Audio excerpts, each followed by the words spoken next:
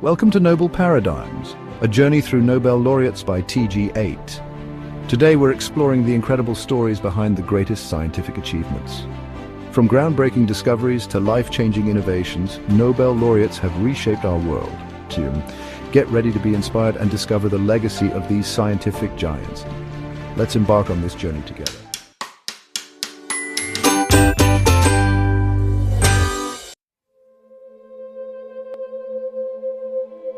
How sure are you that the ground beneath you is solid? That the sun won't suddenly dance in the sky? That you won't be slapped out of nowhere? We assume the universe follows logic. But the 2022 Nobel Prize winners proved otherwise. The universe isn't real. This isn't a conspiracy.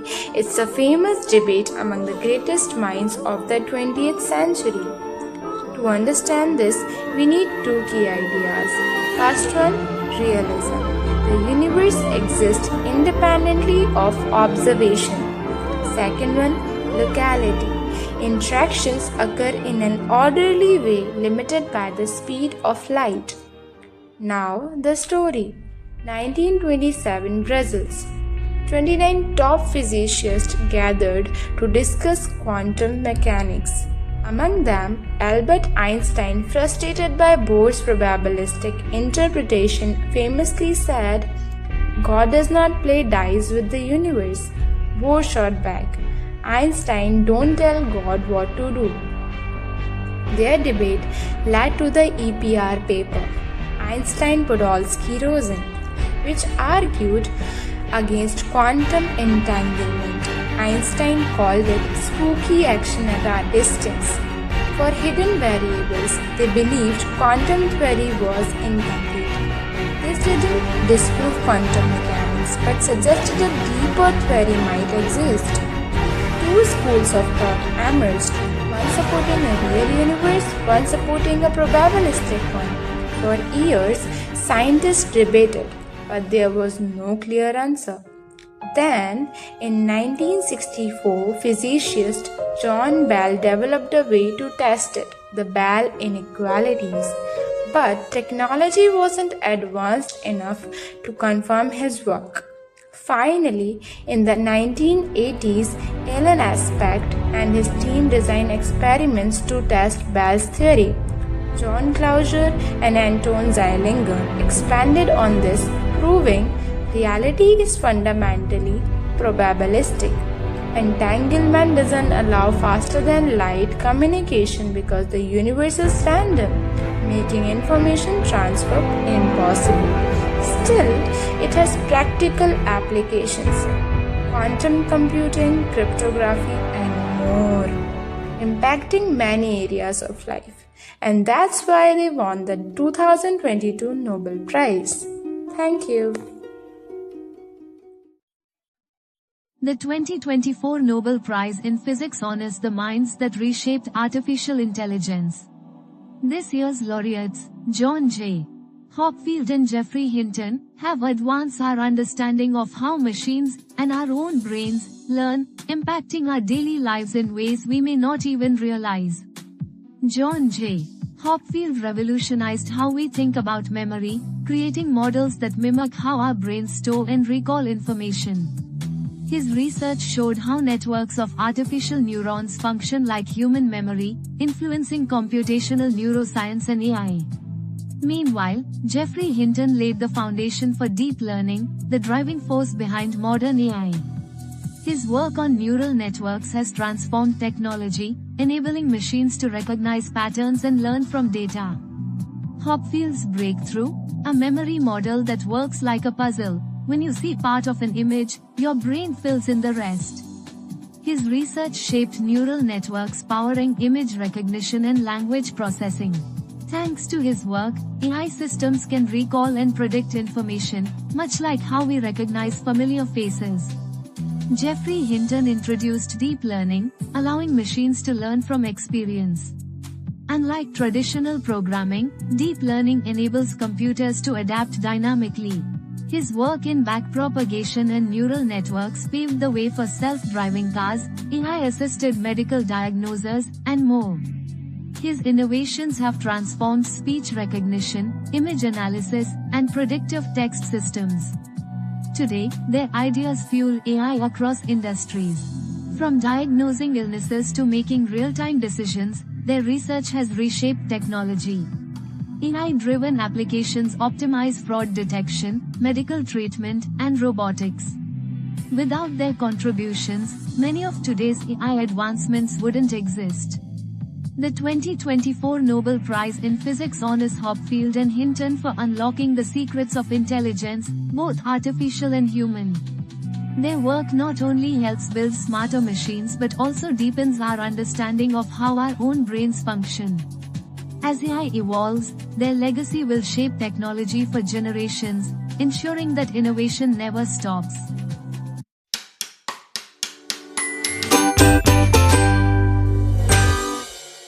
Marie Curie revolutionized science and medicine in ways that were previously unimaginable. Her groundbreaking work laid the foundation for many scientific advancements that we benefit from today. Let me take you through her incredible journey. A journey filled with perseverance, brilliance, and an unyielding quest for knowledge. Born in 1867 in Poland, Marie was a trailblazer from the start. Her early life was marked by a passion for learning and a determination to excel in a male-dominated field. She moved to Paris to study at the Sorbonne, where she met her future husband and research partner, Pierre Curie. Together they made history by pushing the boundaries of scientific research. In 1898, Curie discovered two new elements, radium and polonium. These discoveries were monumental, opening up new avenues in the study of radioactivity. This monumental discovery earned her the 1911 Nobel Prize in Chemistry, making her the first woman to receive this honor. Marie Curie wasn't just a one-time wonder, she was the first person to win 2 Nobel Prizes, a testament to her extraordinary contributions to science. Her 1911 Nobel Prize in Chemistry solidified her legacy. Marie Curie's contributions paved the way for future research in nuclear physics and the medical applications of radiation. Her work has saved countless lives and continues to inspire scientists around the world. So, next time you hear about breakthroughs in cancer treatment or nuclear physics, remember Marie Curie. She was a pioneer, a visionary, and a relentless seeker of knowledge. Marie Curie revolutionized science and medicine, and her legacy, it lives on, inspiring future generations to push the boundaries of what is possible. Hey science enthusiasts! Today, we're diving into the life and legacy of Fritz Haber, a man whose work has fed billions but also fueled controversy. Fritz Haber was a German chemist who revolutionized the world with one of the most important scientific discoveries of the 20th century, the Haber-Bosch process. This groundbreaking method allowed for the large-scale synthesis of ammonia from atmospheric nitrogen and hydrogen. Why is this a big deal? Because ammonia is a key ingredient in synthetic fertilizers, and this process made it possible to produce them in massive quantities. Before Haber's breakthrough, the world was struggling with food shortages and famines. Thanks to his work, global food production skyrocketed, and we could sustain our rapidly growing population. Haber's contributions to chemistry earned him the 1918 Nobel Prize in Chemistry. But his story doesn't end there. During World War I, Haber's process wasn't just used for fertilizers, it also enabled the production of explosives, making it a critical technology for the war effort. And here's where things get controversial. Haber was deeply involved in Germany's chemical warfare program, developing deadly weapons like chlorine gas. He believed using poison gas could bring a quicker end to the war, but the devastating effects of chemical warfare were widely condemned. Now let's talk about Haber's personal life. His wife, Clara Immerwahr, an accomplished chemist herself, was vehemently opposed to his work in chemical warfare. Tragically, she took her own life, leaving a profound impact on Haber. After the war, Haber tried to make amends. He focused on nitrogen fixation for agriculture and even attempted to extract gold from seawater to help Germany pay war reparations. Unfortunately, the latter was unsuccessful. Despite his significant contributions, Fritz Haber's legacy is a complex one. On one hand, his work in agriculture has helped feed billions of people. On the other, his role in chemical warfare casts a long, dark shadow over his achievements.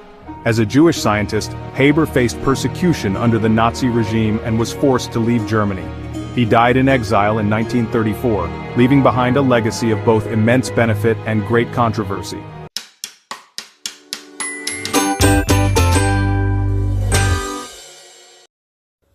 The first thing I did to see if it at all would have a chance was to buy a piece of liver in the food store close to the institute and just try it in the laboratory, says Swande Pebo, the winner of the 2022 Nobel Prize in Physiology and Medicine. From a budding Egyptologist to a medical degree, and then to the discovery of previously unknown species of extinct hominin, the story of Swande Pabo is remarkable.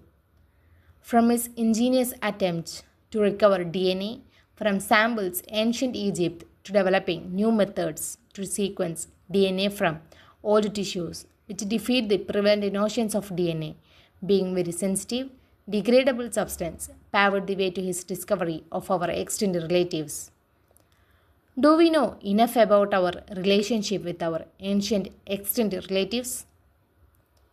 Out of sheer force of curiosity and by utilizing modern genetic techniques to study the DNA of Neanderthals, Pabo was able to excavate deeper into the mystery of the question poses. With only the trace amount of DNA left after thousands of years, which is massively contaminated with DNA from bacteria and contemporary humans.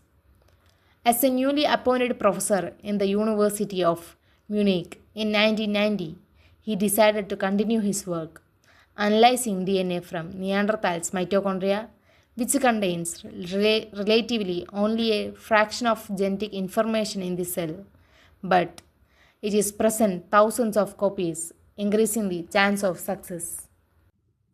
While he worked in Max Planck Institute in Germany, his team was able to improve the methods to isolate and analyze DNA from archaic bones. His efforts were successful, and he accomplished the seemingly impossible. He published the first Neanderthal genome sequence in 2010. DNA sequences from Homo neanderthalensis were found to be more similar to Homo sapiens originating from Europe or Asia than from the humans originating from Africa. In modern day humans with European and Asian descent, approximately 1 to 4% of the genome originates from the Neanderthals. This proves that both the species interbred during their millennia of coexistence. In his pursuit, he also came upon a 40,000-year-old fragment from a finger bone containing exceptionally well-preserved DNA in the Denisova cave in the southern part of Siberia. The DNA sequence was unique compared to all known sequences from Homo neanderthalensis and Homo sapiens. The impact was humongous. Pabo had discovered a previously unknown hominin, which was christened Denisova. More research that followed had also proved that gene flow had also occurred between Denisova and Homo sapiens, first seen in populations in Melanesia and other parts of Southeast Asia where individuals carry up to 6% of Denisova DNA.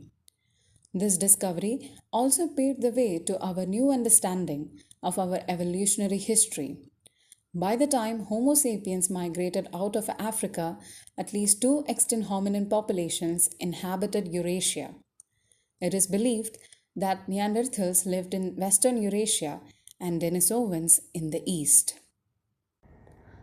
Through his pioneering research, Pabo established an entirely new scientific discipline, paleogenomics. Following his initial discoveries, his group has completed analysis of several additional genome sequences from the extinct hominins, which is utilized extensively by the scientific community to better understand human evolution and migration.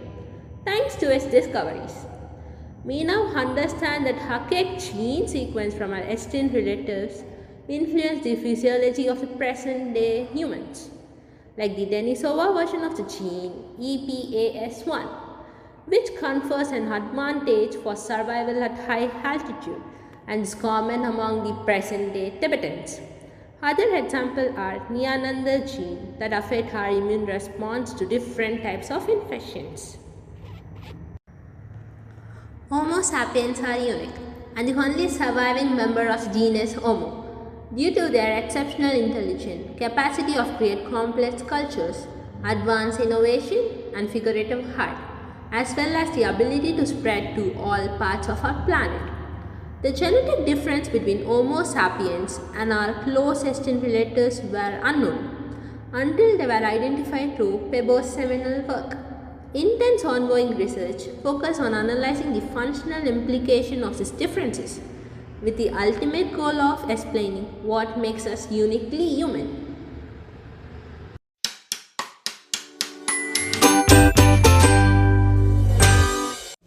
Hello, wonderful viewers.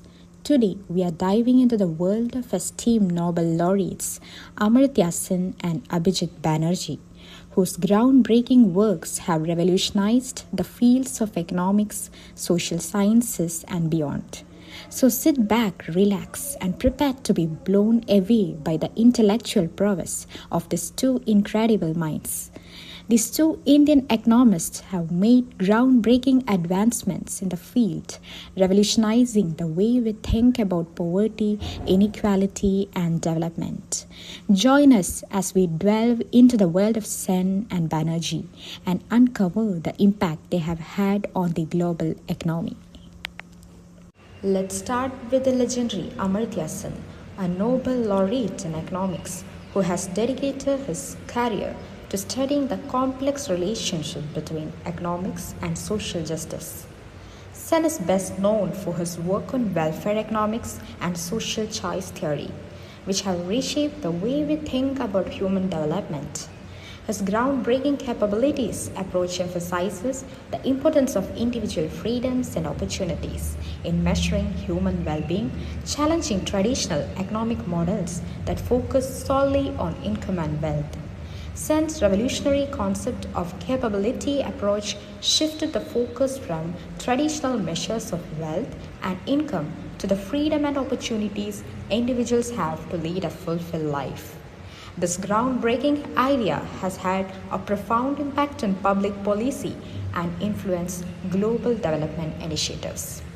One of Sen's most influential contributions is his theory of famines, which argues that hunger is not simply a result of food shortages, but rather a failure of entitlements and distribution systems. By shifting the focus from food availability to access and entitlements, Sen has paved the way for new approaches to addressing hunger and poverty around the world. His work has had a profound impact on policy making and development strategies, leading to a more nuanced understanding of the root causes of deprivation and inequality.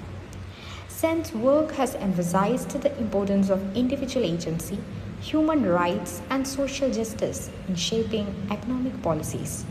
From his early contributions to the study of famines to his more recent work on social choice theory, Sen's research has shed light on the complex interplay between economics, ethics, and social well-being. As we reflect on the legacies of Sen and Banerjee, it's clear that their contributions to the world of economics are far-reaching and enduring. Through their scholarship, advocacy, and mentorship, they have inspired countless individuals to think critically about the challenges facing our world and to work towards creating a more just and prosperous future for all. Their commitment to social justice and human development serves as a beacon of hope in an increasingly complex and interconnected world. Looking ahead, the world of Sen and Banerjee will continue to influence the next generation of economists and policy makers, guiding them towards innovative solutions to some of the most pressing issues of our time. Their emphasis on evidence-based research, interdisciplinary collaboration, and social impact sets a high standard for the field of economics and reminds us of the transformative power of ideas. As we celebrate their remarkable achievements, we also look forward to the new possibilities and opportunities that work will inspire in the years to come. In conclusion, the contributions of Amartya Sen and Abhijit Banerjee to the world of economics are nothing short of extraordinary. Their groundbreaking research, visionary ideas, and unwavering commitment to social justice have reshaped the field and paved the way for a more inclusive and equitable global economy. As we continue to grapple with the challenges of poverty, inequality, and development, we can draw inspiration from their work and strive to build a better future for all. Thank you for joining us on this journey through the world of Sen and Banerjee. Stay curious, stay inspired.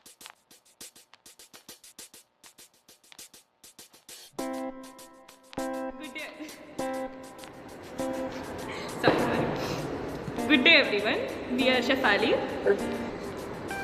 Shri Raman and Samiksha of Tutorial Group 8, and we will be interviewing Miss Aparna Jaishree. Miss Aparna is a journalist and the chief sub-editor of the Indian Express. Our main focus of today's interview is Nobel laureates and their influence in their country's history.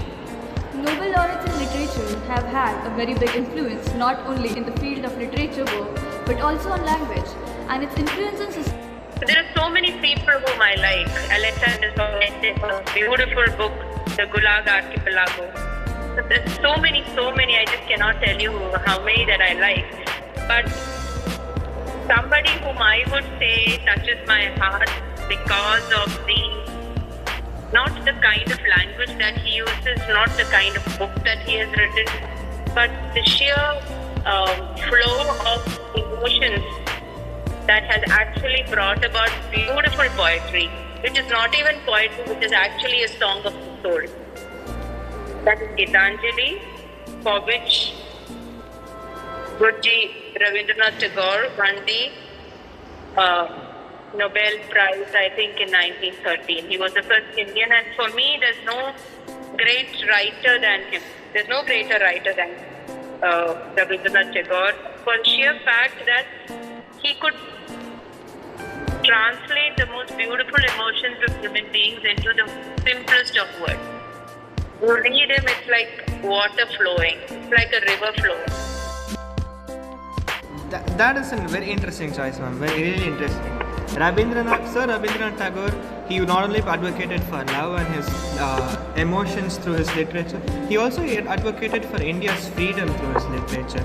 He was a very crucial aspect in India's freedom fight. Freedom of India does not mean freedom from a British rule or some other rule and having your own governance. For him, freedom was unfettered existence. That existence, that is why he wrote, where your head stands high. So that freedom you walk. That is where your head stands high. It doesn't mean that you go and take on others. You jump on others.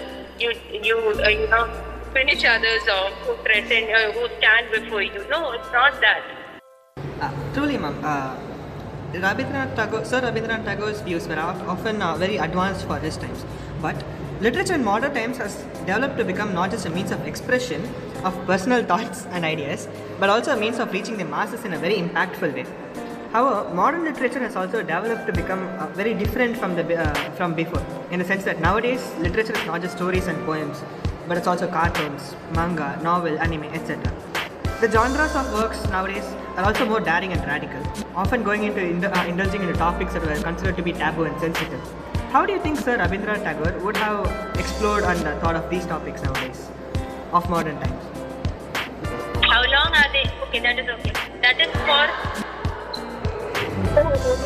manga. People really like whatever genre of literature that you're saying. So like Pearl is Buck. Travel writers would know her. Autobiography lovers would know her. People who are in love with China would know her. Even our own V.S. Naipaul. People who are interested in Trinidad and Tobago and his kind of writing would know. Winston Churchill, people who like bombastic lectures would know.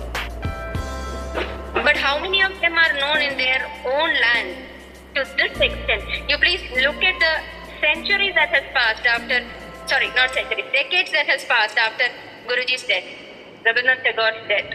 And even now, Gitanjali is one of the most sold literature. Probably there is only one literature that is as sold. That is The Prophet by Khalil Gibran. Again, some very beautiful, and also Masnavi by Jalauddin Rumi. These are the only 3 books I can say that they have got editions and re-editions, and every book fair that you go, you will find editions of it. How many manga cartoons have you seen that way? Manga books have you seen that way? I assert myself that way because I can find me resonating there. How much of resonance can you find in the other genres? I mean, has any genre of literature been able to sustain these many years? That is the question. That is the question you have to ask when it comes to, Rabindranath Tagore. Will he be relevant now? He is relevant now. Otherwise, you and I wouldn't be talking. Modern literature. What is modern literature? Modern, again, is time-bound. When something is timeless, how can you bring it within the constraints of time? Geetanjali has proved that it's on time. Any other questions? No, ma'am. Ma'am, it was very wonderful talk. Thank you for your time and your insights. Hearing about your insights make us more excited to read more work from our Indian freedom fighters who fought not only actively but also passively through words and works.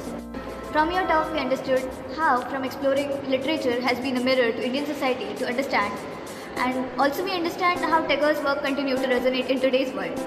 As you have beautifully pointed out, literature is not just a reflection of our past, but also for shaping our present and future, and also your perspective on how we can keep classical literature relevant in digital age has given us much to reflect upon. Thank you for your valuable time. We'd like to conclude this meeting. Thank you so much, ma'am. We hope to have more such insightful talks with you in the future. Definitely.